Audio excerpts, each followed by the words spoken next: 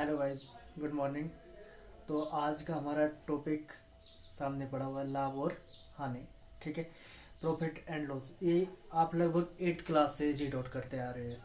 तो वहाँ पर जो चीज़ होती है वो क्रय मूल्य, विक्रय मूल्य, लाभ, हानि, ठीक है, वही सेम टू सेम होता है।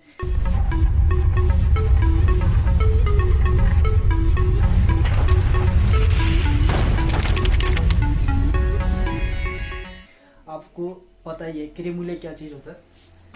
क्रय मूल्य मतलब आपका खरीद मूल्य, आपने कितने में उसको खरीदा हुआ है। और विक्रय मूल्य का मतलब होता है आपने उसको कितने में बेचा हुआ है। अगर आपकी क्रय मूल्य जो है कम है और विक्रय मूल्य ज़्यादा है, मान लो आपने 500 की विक्रय मूल्य, और साथ में एक चीज़ होती है लागत मूल्य, कि भाई चीज़ को बनाने में कितना खर्च हुआ है, कितना पैसा आपका इन्वेस्ट हुआ है, उसको लागत मूल्य बोलते हैं। ठीक है, तो मोस्टली अभी हम क्रय मूल्य और विक्रय मूल्य के बारे में रीड आउट करेंगे। ठीक है, इसमें लाभ और हानि इसी से आप निकाल सकते हैं। यदि आपका क्रय मूल्य, ठीक है, आपने खरीदा मतलब यानी कि 500 में और उसको बेचा 800 रुपये में, बिक्री किया, बेचा। ठीक है, खरीदा आपने 500 में और उसको बेचा 800 रुपये में, तो नेचुरल सी बात है वो आपको क्या हो गया, लाभ हो गया। ठीक है, तो इसका फार्मूला क्या आता है? फार्मूला आता है लाभ इज इक्वल टू विक्रय मूल्य माइनस क्रय मूल्य। इसको हम पहले क्यों लिखते हैं विक्रय मूल्य? क्योंकि ये बड़ा होता है। तो लाभ कितने का होगा हमारे पास? अगर विक्रय मूल्य 800 रुपये है और क्रय मूल्य हमारे पास 500 रुपये है, तो हमारे पास 300 रुपये का लाभ हुआ। ठीक है, तो ये आपके पास एक नॉर्मल सा क्वेश्चन जो है आ जाता है। वैसे आपका ये हानि, हानि के लिए क्या हो जाएगा? आपका क्रय मूल्य ज़्यादा होगा। जैसे आपने खरीदा 500 रुपये का और बेचा उसको 300 रुपये का या 400 रुपये का, मतलब आपका क्रय मूल्य से आपका विक्रय मूल्य हमेशा कम होगा, तब आपको हानि हो जाएगी। ठीक, तो हानि का जो फार्मूला बनता है वो क्या बनता है? क्रय मूल्य माइनस विक्रय मूल्य। जैसे कि आप देख पा रहे हैं, आपने 500 में खरीदा, ठीक है, उसको बेचा कम, उसमें चाहे 400 रख लो, 300 रख लो। ठीक है, एग्जाम्पल के तौर पर यहाँ पर आपको 100 रुपये का नुकसान हुआ, हानि हुई। ठीक है, अब लाभ प्रतिशत और हानि प्रतिशत कैसे निकालते हैं ये रीड करते हैं। अगर आपने इससे पहले प्रतिशत वाला चैप्टर नहीं रीड किया हुआ तो उसको रीड आउट कर लो, ताकि आपको प्रतिशत निकालना आ जाए। ठीक है, तो यहाँ पर हमारे पास जो फार्मूला रहता है लाभ प्रतिशत का, वो लाभ बटा क्रय मूल्य गुणा 100। ठीक है, जैसे अब हमने लाभ कमाया था, 500 की चीज़ 800 में बेची। ठीक है, तो वहाँ पर हमें 300 रुपये का लाभ हुआ था।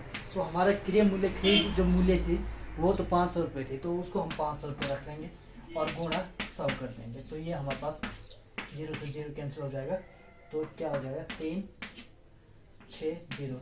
तो ये आपका 60%। ठीक है, प्रतिशत निकाला अभी हमने, तो 60% जो हुआ है उसको लाभ हुआ है। जिसने 500 की चीज अगर 800 में बेची तो कितने प्रतिशत लाभ हुआ? 60% उसको लाभ हुआ।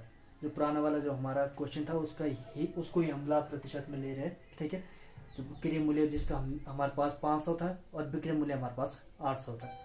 नेक्स्ट, अगर अब हमारे पास अगर हमें हानि प्रतिशत निकालना हो तो अब हानि प्रतिशत का फार्मूला क्या बनेगा हमारे पास?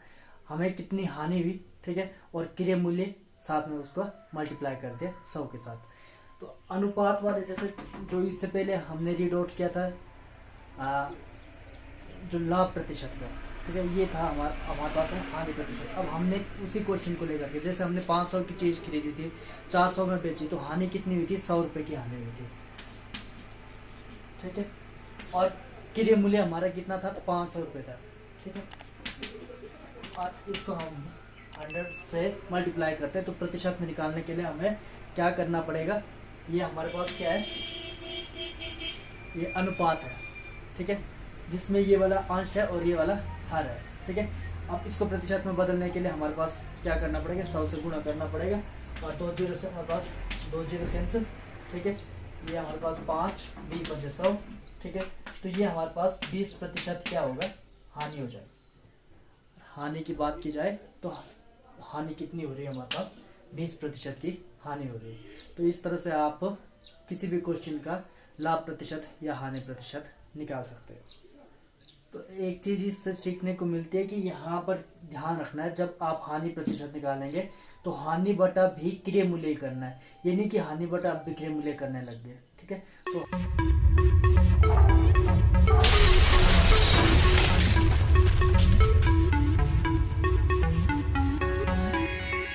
तो हानि बटा आपने क्रय मूल्य ही रखना है। ठीक है, क्योंकि खरीदा कितने में है, हानि आपने निकाल देना है कि आपका क्रय मूल्य माइनस विक्रय मूल्य कितना है, तो उसके अनुपात में और उसको 100 से मल्टीप्लाई करके आप प्रतिशत में निकाल सकते हैं। तो इस तरह से आप लाभ प्रतिशत और हानि प्रतिशत इजीली निकाल सकते हैं। ठीक है, थैंक्स फॉर